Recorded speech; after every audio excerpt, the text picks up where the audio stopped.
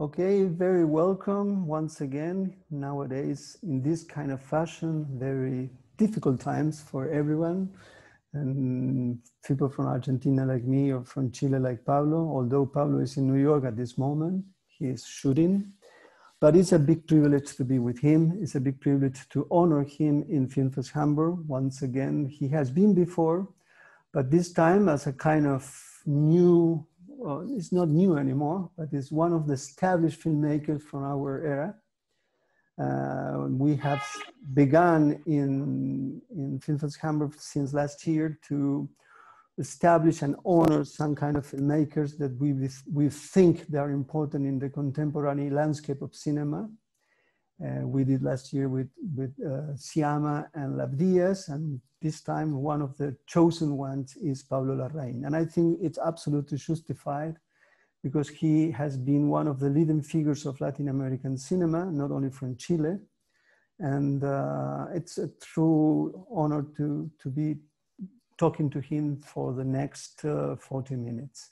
Very welcome, my dear Pablo. We are not able to speak in our language, Spanish, but we are not always to speak. We are not allowed to speak, not allowed. We are not able to speak in the language of the people who will be mostly listen to us, with the German. So there is a kind of equality behind it.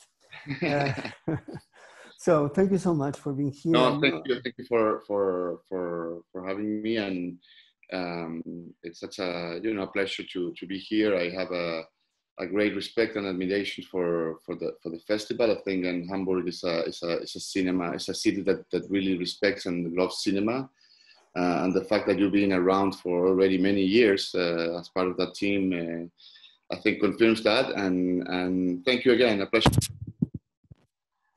Okay, talk a little bit because you just said you did like that, and I don't know if the sound is okay. Can you talk? Yes, it okay. Doesn't work. Okay. No, it worked, but when you did a gesture and it was not the sound. It doesn't matter. Let us talk a little bit about your whole career as a filmmaker. We have to tell the truth to our audiences. Like 10 days ago, we did it and we had a problem with the recording. So we have to reestablish. He's at this moment, he's shooting in New York. He's doing a series about, it's called The True American, right? No, it's called Lizzie's Story. No, Lizzie's Story, sorry. Yeah. It's the one with,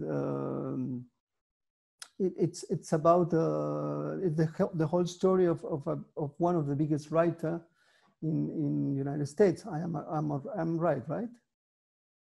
It's a book that Stephen King wrote. I don't know, 15 years ago or something like that, and it's kind of biographical.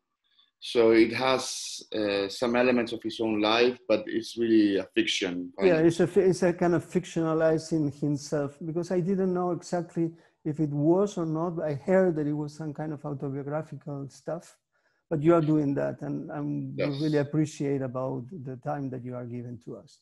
But let's go back to the very beginning. Although you have done a couple of films, I would separate. You could easily understand. There is a first step, which is Fuga, which is not a film which has been shown a lot. Maybe it's a moment to rediscover it. But it's quite clear that Tony Manero was a turning point, because at that moment, it changed not only your career, from my point of view, it changed the whole view of Chilean cinema. There was a kind of signs before. One of those was Machuca, was an important film as how it was received, and even in Chile. But it's quite clear that Tony Manero was a kind of founding moment in new Chilean cinema, and of course for your career.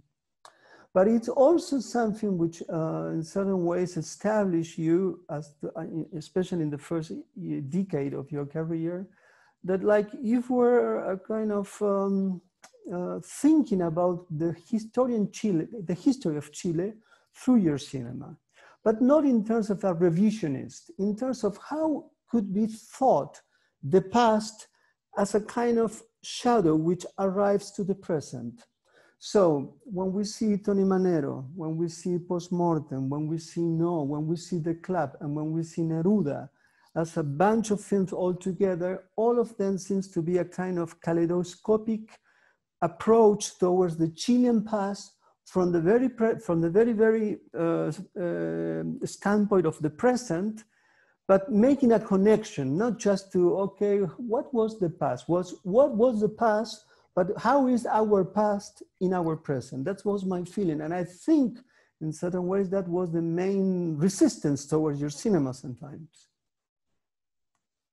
Yeah, well, it's interesting. I do think that, you know, always when you make a movie that deals with events of the past, whether are more accurate or more fictionalized, you always do it from the present, from wherever you're standing from, and obviously we have no idea about the future, but we do know a few things about where we are.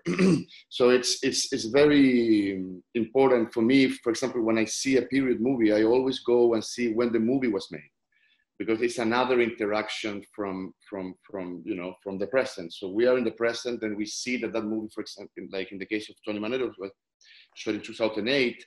It was 2008, it was 12 years ago, and it's set in 1978 in Chile. So it's the interaction with those 3 dates what I think is interesting to matter, and how there's a friction with the present. I think when you make a period movie and you put it on the screen, there's nothing else you can do that compare it with your own reality, and how it reflects and creates some certain unsettling elements of what we have done. I think that you know, our country, after the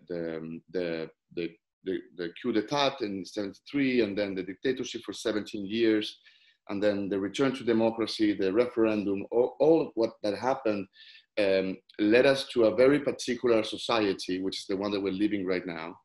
And I'm very interested on dealing with the consequences of those acts, and how political awareness could really, you know, have a strong influence on your reality. So that's why, especially the first 3 movies, Tony Manero, Postmortem, and No, those 3 movies made about the past, they had characters that weren't really aware of the political circumstances, and they were somehow, you know, unpredictable victims of those contexts. And that's what I found it was fascinating. You know, they were away from the political reality, but they were the soul of that reality as well. And that's, I think, where we started from, and that's where we kind of was the starting point. And obviously this was made with a bunch of people, and with actors like Alfredo Castro, who was very, and still is very important in my life and my work, and with a number of other creators that we sort of decided to analyze Chile throughout the lens of the cinema. There is something which is, you mentioned Alfredo Castro, and I think we should go back towards the way that you direct actors, because I think it's quite important that you could see in Alfredo on one hand, but then when you went to the United States and you did Jackie, again, you see it's something different from the main actress in the whole film. Although that she is outstanding, but beyond that, I think she has found herself in a different way of working. That's my hunch, but let's talk later on. When we speak a little bit about the first moment of your career, first of all, you have Tony Manero, which is already on the process of Pinochet is already established. It's on the 70s. It's based on a kind of identification between the character and Tony Manero from John Travolta from Saturday Night Fever by John Badham. So then you first chose that period, and it seems to be, for me, it's one of the biggest films about alienation. And in that film particularly, there is a way of working between the camera and the character. So I like to understand, how do you understand the relationship between camera and character? Because the film, that film particularly, there is a kind of coextension between face and lens. and lens and face. I don't know if I make myself clear. Yes, of course. Well, the first thing that it's about, of course, cultural integration and cultural disintegration, and how, you know, someone like the character of Alfredo, his name is Raúl Peralta in the movie. He see in Saturday Night Fever a possibility of redemption in his own life, and you know what? I'm going to close a window here. I'm sorry. This is New York. The window is open. The sirens every 2 minutes. Do it.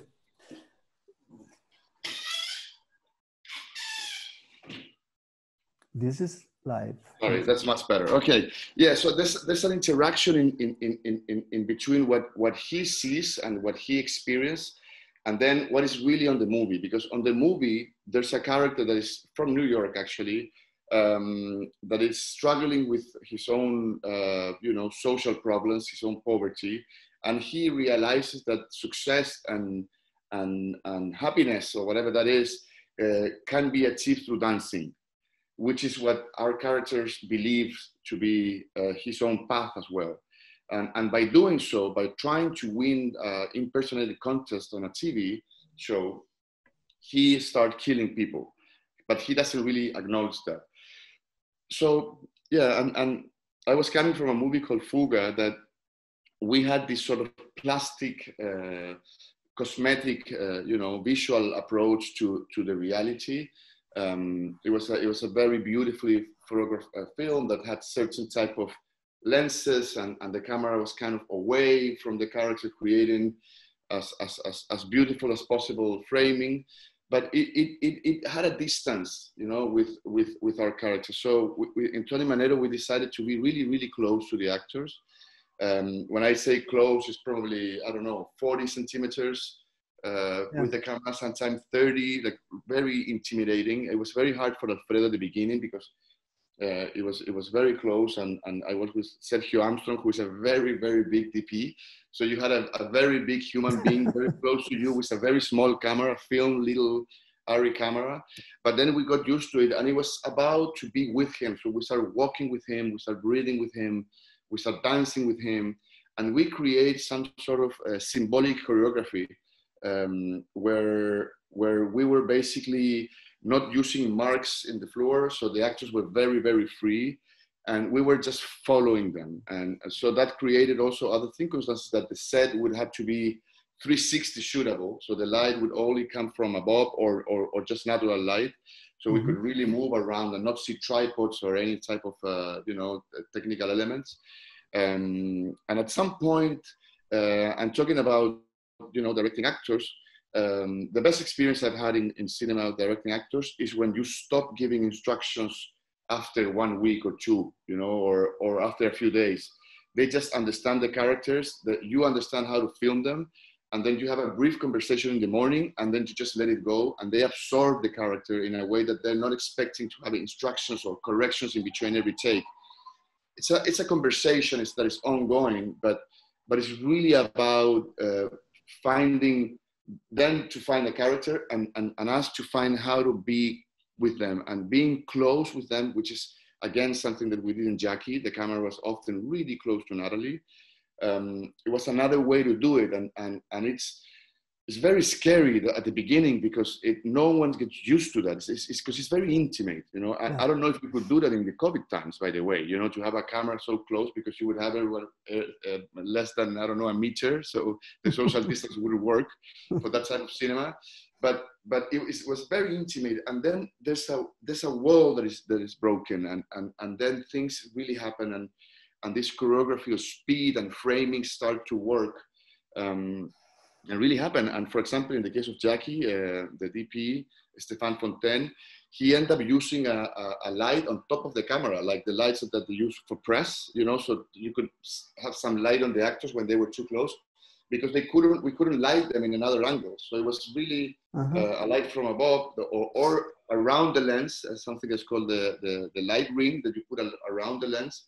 And he would have a dimmer, so it would, if Natalie would go away, he would put it on up, and if she would be closer, he would put it down so the light won't be affected. it's just a mechanics that it's about being close. It's about creating reality by breathing with them, by staying with them, by letting the audience absorb that what they're seeing, it's more than real. It's possible, and it's emotional, and it's unsettling because you're too close. I remember that they used to, I've heard a number of times that Raúl Peralta and Tony Manero was a very weird character.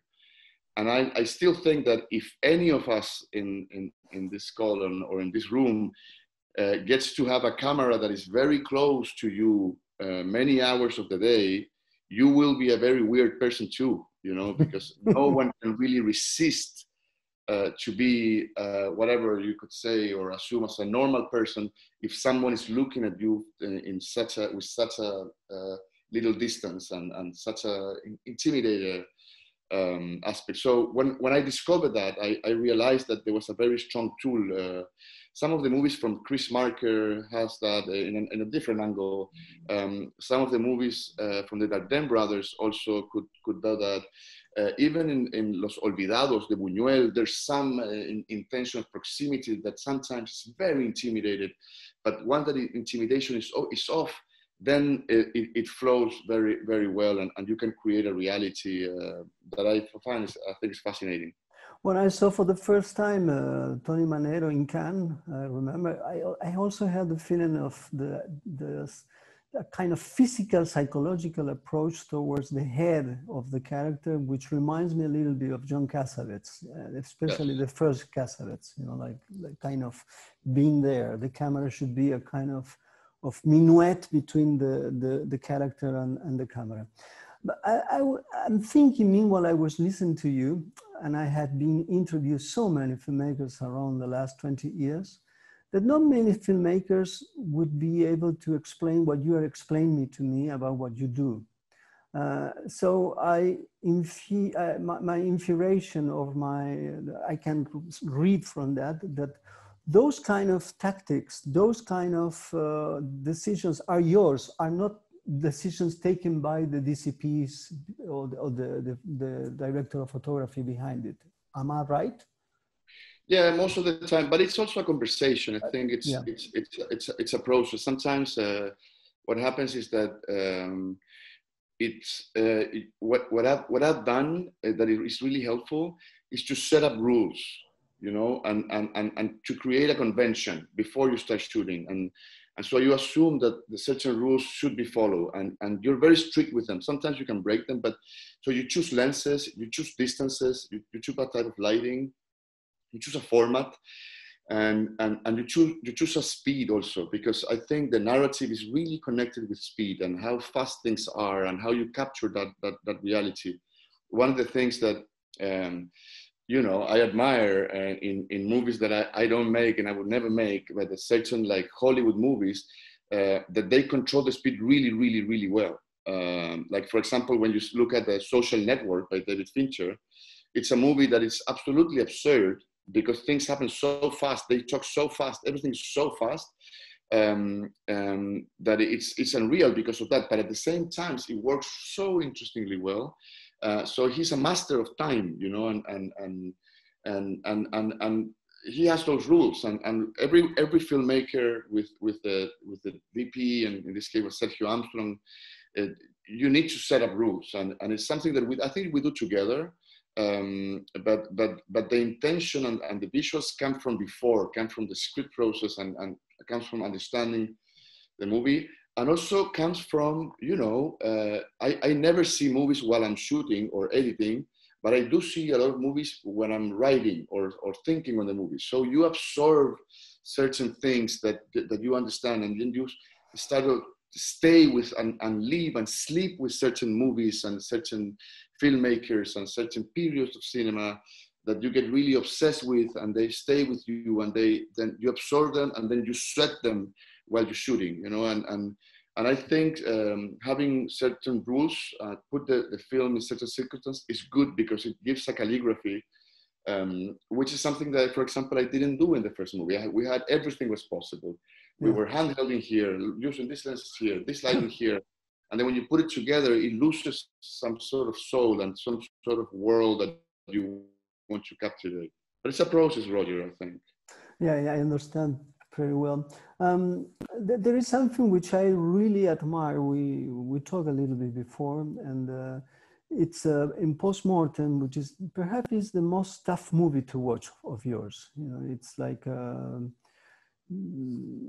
not in terms that it's bad. On the contrary, it's a film which has a kind of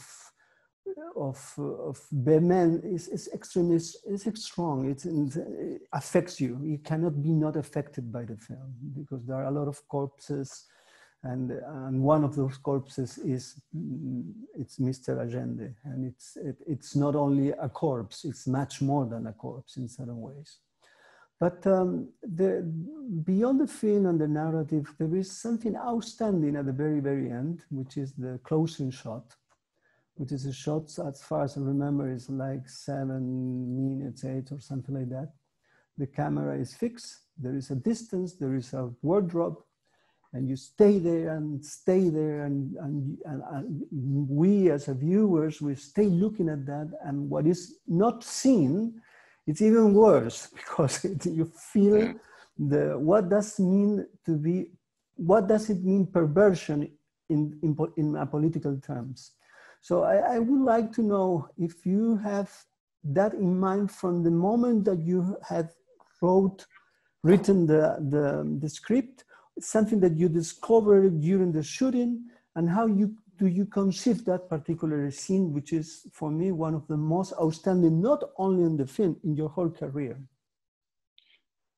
You know, I got to tell you, you know, in that movie, we shot 3 different endings. I have done it in other 2 movies that shoot more than one ending, because it was a movie that had a very precise script. But during the process of shooting the movie, we discovered that the tone of the film was more important than the narrative. And when you have that, then you need to define that the narrative would be in a more sort of sensorial space than that one that is strictly narrative. And sometimes good things can come out of that. And so we have a character that is that works at a morgue and sees all this brutality and insanity that comes with the coup in September 11. Actually, that was yesterday, September 11, of 1973.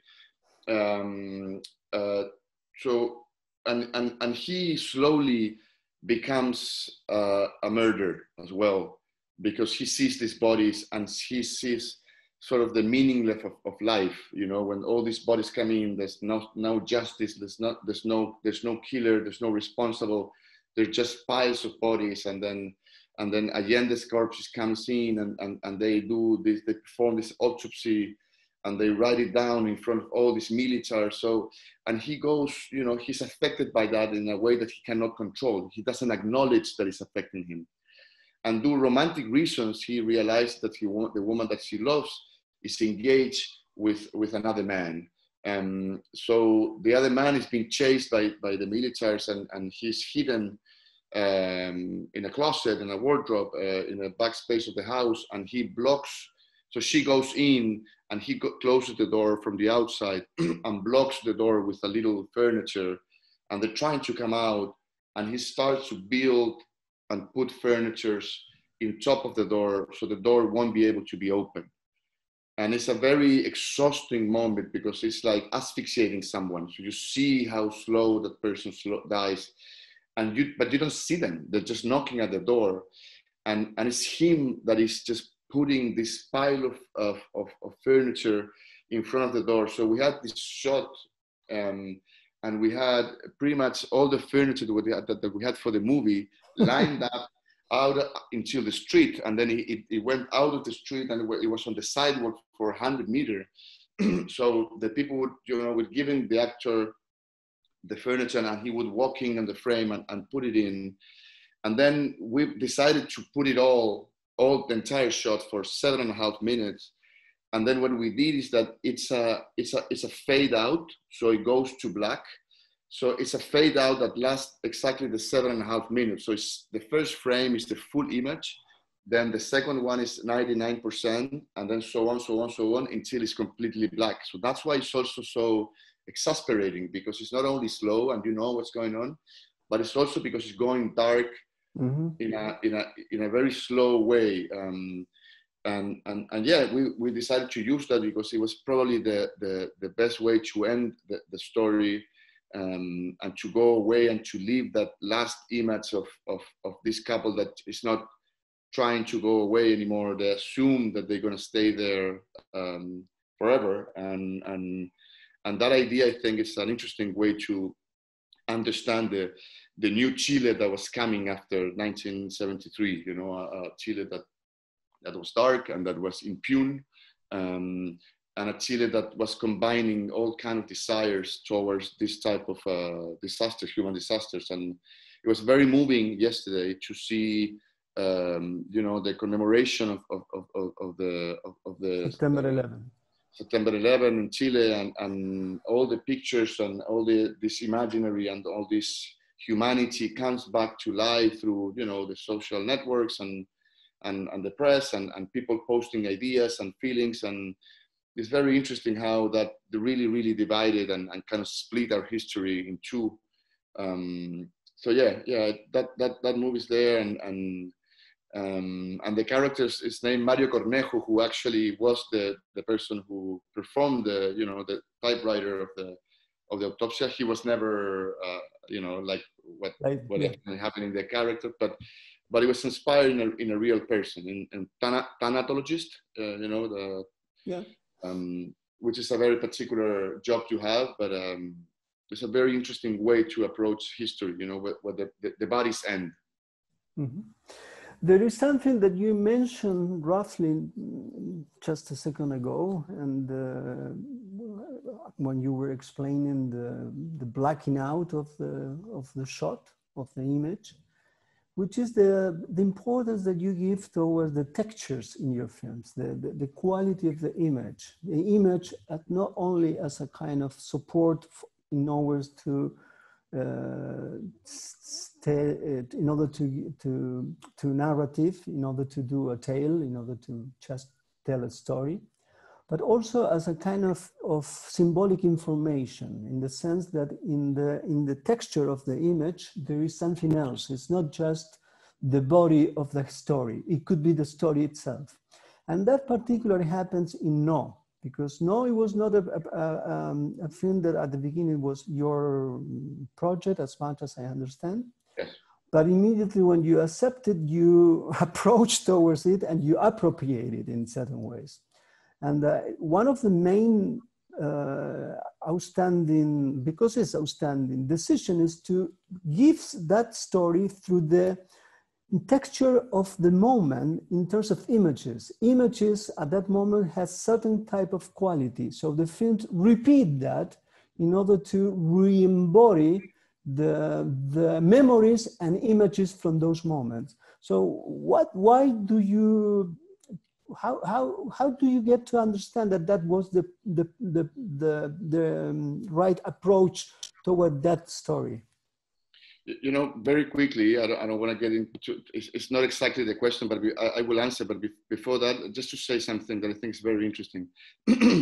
Today, we are, most of TV shows and movies are made with the same technology.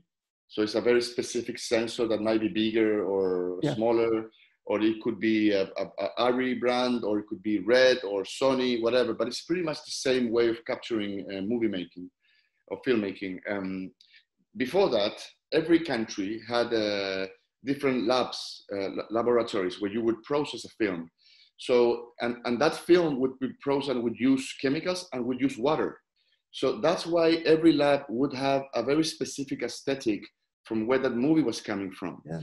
So that's why we could all, people that see cinema, we could recognize a movie that was made in LA towards a movie that was made in Germany or in Eastern Europe or in the Soviet Union back then, or movies that were made in South America. Argentinian cinema had a very specific texture coming from those labs. I don't know where are they, what they were, whatever, but it was very specific to the texture of that filmmaking. So there was some sort of geographically aesthetic that was linked to a specific periods of the last century because of the process of the negative, that it was very unique to different, like French cinema. Again, it was just very specific to how they process their negative. So today, there's like an homogenic texture that is super complicated, and it's kind of attempting to what we had before, that everything had a different texture because it was made in different circumstances, what we just talked about. So that's one thing. So in the case of Postmortem, for example, we bought a very old Fuji negative that we processed in Chile, and then we did the scan of that in Argentina. So it has this sort of Latin American texture that you just can't go away from it. You know, it is there in the heart of our chemicals and our machines, and the technicians had a specific eye. So it was very important. And then in Tony Manero, we also used film, and again, it was processed in Santiago, so it has that. And then we were to do we were going to use a lot of footage from different periods of the 80s, and we realized that most of that footage was made with a very specific technology. It was the first video format ever existed, which was U-matic, was these tube cameras. Specifically, it's a Japanese brand called Ikegami. I assume some people would know, but it was an image created out of heat. So it was tubes that, depending on the heat level, would define one of the main three colors and create the image.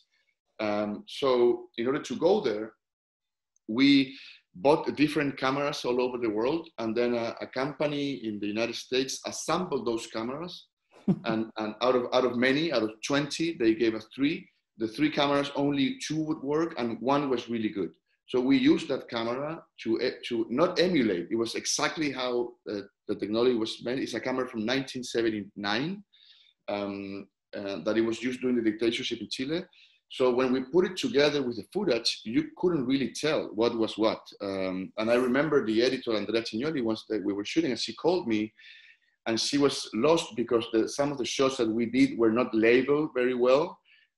So she had a computer, and she didn't know what was footage and what wasn't, you know. And when she called me, I understood that we found something. And then the camera, again, was very close to the actors. It was mostly handheld, a little bit like some of the documentaries that were made in the period. So we created a very, I'd say, like ethic coming out of aesthetic, you know? And so it's technology, and it's very simple. And I gotta say, I keep that camera. I actually have it under my bed in Santiago, and it's a very precious object that we also used in Jackie for all the black and white scenes. I brought that camera to Paris, and we shot that with that camera, because it has this texture that you cannot make with any of the technologies today, because again, it's made out of heat, so it's a different process. And it's not imitate. You can't imitate it with any of this. So yeah, it was very important, and I have enormous admiration for that type of ideas and type of approach to filmmaking. Sometimes, you know, in order to achieve a specific idea for memories, you need to go to certain aesthetics. So that's how they can become real. And then you did The Clap, which is a film that initially you could think is different from the others. I don't think so, because Catholic Church it's the main force of the reactionary standpoint and politics in Chile. It's absolutely connected with and with power. And the power and the Pinochet times, with the newspapers, the universities, everything. It's a kind of substance of the country. So you did that film, which is again a kind of you know, that's an object of provocation, but in a good sense, a provocation which is needed So how do you get to, because it looks like a kind of shift in your career, but it's not. And tell me a little bit about the club. Yes, that movie has a very particular background. You know, I and this is related to Alfredo Castro, because Alfredo still has it, but back in those days, he started with this drama school, you know, for theater. And I took a seminar with him. So I work on theater for more than a year, doing exercises, and then I'm very interested in theater. And so with one of the actors that is on the movies, called Roberto Farias, we did a monologue that we both wrote, and then he acted and I direct, and it's called Acceso. And in that monologue, it's about this street seller that is selling all kind of different things in the street and in public transportation, that has this monologue. And in this monologue, he tells how he was abused. So that was the starting point. So we took that pieces of that monologue, and we had this idea of having these houses of priests that are escaping from justice, living in this very particular coast of Chile, and in a place called La Boca in the coast of Chile. It's a little south of San Antonio. And it's a very misty, particular place where the Pacific meets with a river. And so we had as an initial thought, what would happen if these priests that are living hidden from society in this house are there, and then one of the victims shows up in the door and starts very graphically yelling out loud exactly what they did to him and what would happen inside of that house. So that was the starting point of the film. I was very lucky to have those actors. It was a very particular process because we wrote the movie as we shot it. So we started shooting with a very vague idea. I don't say this. Some people think that when you do this type of thing, it's a cool thing to say. I don't think it's like that.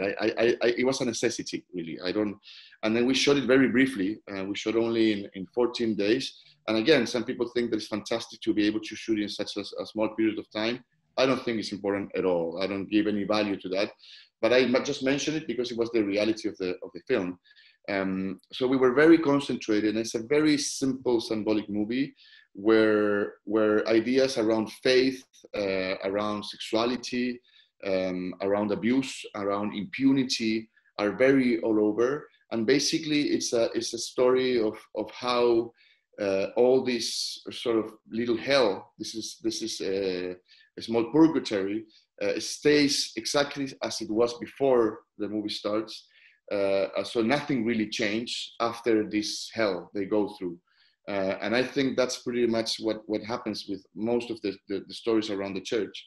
And obviously, as you well said, being, raised in a Catholic country, and I was specifically in a Catholic school, I never had personal problems of any of this kind, but I was close to that idea of power, and I thought just, sometimes movies can leave a trace on that subject, and I think that's what is the club. It's this club where you can be a member or not, but if you're not a member, you just can't get in.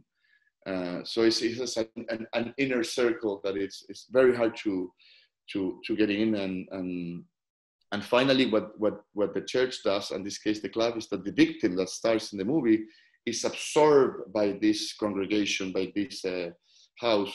So instead of creating a problem to the outside, he becomes part of that club. So that is kind of what the movie does. And then you did Neruda, which is it's a very strange film because it works on one hand and then it becomes something different. It becomes a kind of noir, film noir in certain ways, which I think is one of the power of the narrative. And how do you see it? Because I see that film as a kind of passage from Chilean cinema, as you were working, towards a new step in your career, which is Jackie. It's possible. I think that Neruda was a movie that my brother wanted to do, and he insisted over the years. My brother Juan, who produces all of my movies, and we together produce other movies as well in our company Fabula at home in Chile. And he wanted to do this movie when Neruda escaped from justice after communism was declared illegal in the late 40s by Gabriel González Videla, who's a president, a radical president who was elected with the help of the communists, and right after he got into power, he declared communist illegal. So Neruda was this iconic senator, and so he escaped. And in that escape, we realized that he was also not escaping, but also building his own legend. So it was a very beautiful opportunity to talk about items. I think, yeah, it's a movie around literature, about movies too.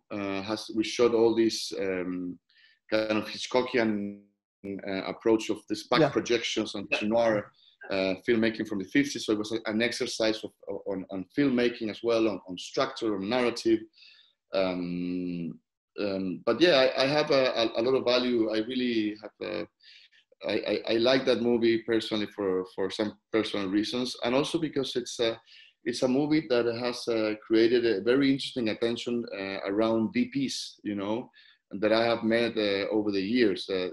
For some reason, they go to and stay with that movie, and I've met and worked with certain DPs that I really admire.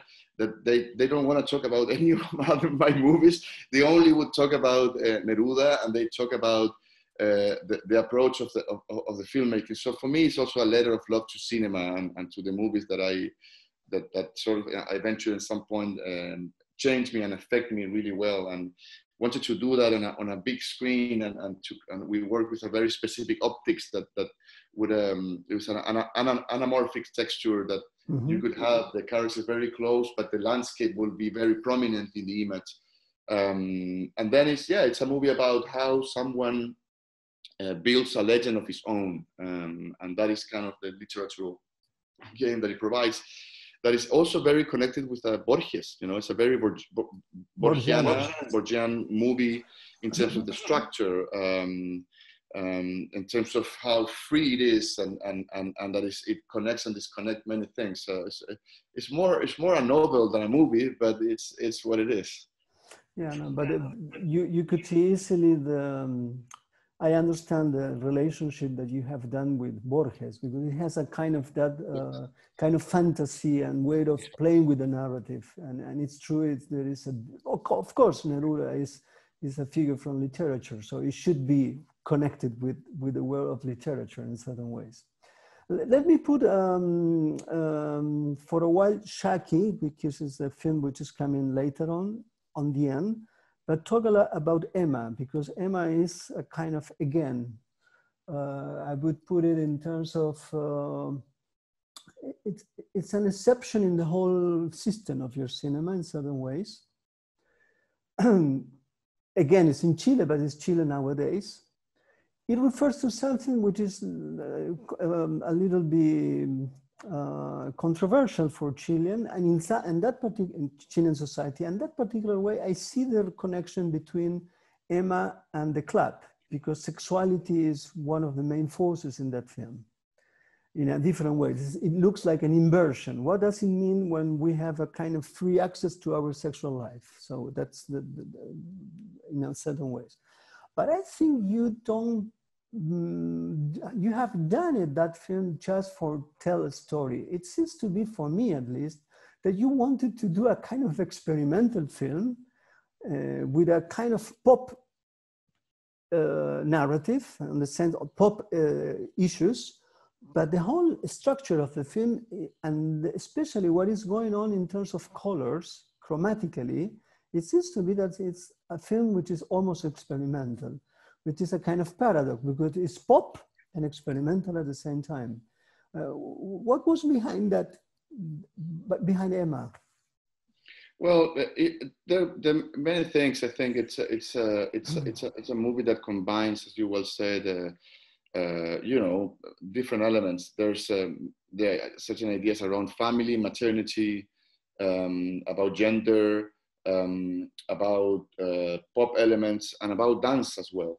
And I think that the overall perspective, now that I can look at, you know, the movie was released a year ago, so I can look with certain distance to that movie, especially during all this time that's been so strange due to the COVID. what I can take over after the process is that I think it's a movie that what it's really trying to do is to portray the human body as a political act, and I stay with that, and I stay with the idea of a body that is in movement, a body that is trying to understand what type of music and physicality would be following, how to understand family, gender.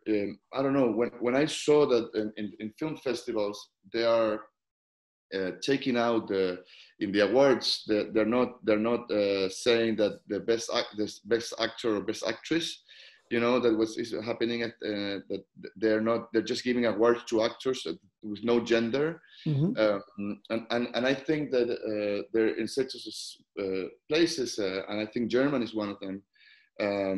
There's some approach to a gender-free culture, what I think is very interesting, where many others would come in. And also I wanted to make a movie in Valparaiso. I always wanted to do that. I think it's a very particular city and very important for us.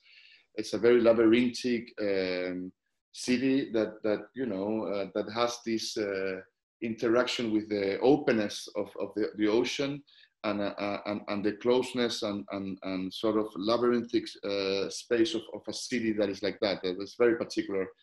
For those who doesn't know, Valparaiso is a little bit like Lisbon in Latin America, that has different heritage from architecture and immigrants from the last, you know, 2 or 4 centuries. So it was that. I also wanted to explore, you know, a movie that would combine elements from you know, a melodrama with the musical, with the music video aesthetics, with the thriller, and also ultimately, I think it's very important as well, is that to have a female character do a number of things that probably, if those things were made by a man, it wouldn't be controversial at all. And the fact that it was made by a woman, some of those decisions, it created some friction in certain people. It wasn't really very controversial anyway, but it did create some friction because it was a woman doing certain things, and it was a man directing that. But again, you know, the process with Mariana Di Girolamo, who's the actress who does the film, who had never made a movie before, it was the same. At the beginning, we start talking. I was doing a lot of instructions and indications on the set, but then after 1 week of shooting, or 10 days, she was just performing, and I stopped talking to her very briefly, you know, certain indications here and there, but it happens sometimes that the actors would absorb and incorporate a character in a way that all you have to do is to keep filming them and follow the story. And again, in that movie, we did 3 endings. Yeah, it's the other one. And we end up using the one that is in the film, which is this idea of this new family that has to stay there. You know, you choose a lot of things in this world, but not your family. So that's what we wanted to kind of somehow express. And that is, that's a very good point, in fact, especially for a Chilean society in certain ways, because it's a kind of, we are almost approaching the end, but I like to just 1 or 2 more things, if you allow me to ask. Of course. There is a shift exactly in this particular film, before Jackie and now the one which is becoming, I don't know, the true American. I know it's connected with war. I don't know exactly what it was, but I know a Spencer. And there is a shift that the main characters has begun to be a woman, which was a new point of view in your films. At the very beginning, all are men. Now they're women. I don't know if that is something programmatic or it just happened, but it's happened. And then again, especially when, not in terms of Emma, but Jackie and Spencer are films which are connected not only with real people, a princess on one hand, and on the other hand, the wife of one of the most important presidents of the United States, but also with a period of history. And again, you are starting or a new period in your cinema, which is not only in another country, with another figures, with another background, but also you are starting with women instead of men. So I would like if you have thought about that. Yes, I have, and it's you know, I really didn't plan it. I don't have like a master plan or anything like that where I'd say, okay, I'm gonna, you know, dedicate my following years of work to female characters. I was, you know, it was just an organic process. It was the movie, The Club, was went to Berlinale and got an award there. And the head of the festival was Darren Aronofsky. And Darren Aronofsky acquired the Jackie script for him to make it, and he decided not to do it. And then he invited me in Berlinale, the night of the awards, to consider the script, and then we end up doing that movie. So I was invited to do Jackie, and then now I've been working already for a year in this show called Lizzie's Story, that is about Lizzie, which is played by Julianne Moore. And I was invited by, actually Julianne thought of me, and the team of Apple and Bad Robot, so I was invited to do that. So in this group of movies or works, Emma it comes from ours, and Spencer. So you see, half of them were invitations. So it's not really something that I could program. I do think that it's fascinating. They're very different characters, that they belong to different logics and different type of movies. And in the case of Jackie, I had a fascination for the story of this woman that has to deal with the fate of a nation after the assassination of her husband, and how to exist in that world that it was just, you know, happening in front of her. And what she does is that she does it in a way that creates some sort of unity after that assassination, and a fragility out of a woman that was very, very particular. And obviously Natalie did something very, very wonderful and brought something very beautiful, to my opinion, to the screen. And so it was fascinating. And then now we have this chance with Spencer, which is, again, very different from Jackie, but they do have in common the fact that they were very iconic women from the 20th century. And there's a mystery around both of them in me, that I always wonder, even though I have studied them and read, and, you know, what the usual process for a movie around them and their life, is that why they created such a interest all over the world, and they became really pop, you know, culture figures in a very deep way, you know, and even more than musicians, or even more than proper pop music or pop culture, like Madonna, whatever, you name it, or reggaeton, any of the pop elements that we could discuss. They became pop icons because they represent certain fragility and certain idea of humanity, even in those circumstances. So that people that feels very far, because they are, and they have such a special life and circumstances, they behave in a way that people can relate to that. So they create ghosts around that figure, and they see themselves reflected on that, which is very particular. I have felt reflected in certain people, artists, I don't know, intellectuals, politicians, or whatever, people that I've met, friends. We all have reflections around people, but why there's certain cases where many people would feel reflected with. So those lives are very interesting, and I think that more than doing a biopic, because I really dislike the idea of biopic, is just to approach on a fable, you know, to do a fable around these characters, and I think it's fascinating, and there's a good opportunity for cinema and to leave a trace over time, especially after what we know. Again, it's a movie that will be shot in 2021, sorry. And it would have the footprint of that, and it's based on the early 90s of a woman that was born in the 60s. So again, all these layers of time become very specific, and just like a lens, when you put it like this and then you put it like this and you look through them, it could create a very specific texture and leave a trace of what we are and how we think of things. And obviously having a Chilean doing these movies is also already a friction, you know, because of my background and where I come from, and it's just being Chilean doing these stories. And one of them is happening in Washington and New York, and the other one is basically, you know, in England. So I don't know. I think it's interesting what the process and what the final movie becomes, and it's an interesting, I think, cultural object that is always on the edge of becoming a disaster. And when you have the disaster so close to you, you are always probably doing certain things that are interesting. Yes, I think so, and I think the outcome of Jackie, it's absolutely, it's a film which, in certain ways, answered pretty well the demands of the market and that kind of biopics, but it has a taste. It has something which is not from that. And I remember I saw Jackie in China.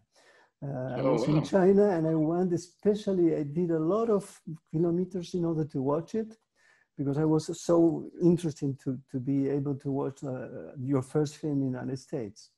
And I said, it's amazing. The guy did it, what he wants to do in certain ways, on a kind of setup which is very demanding, and it has its own rules.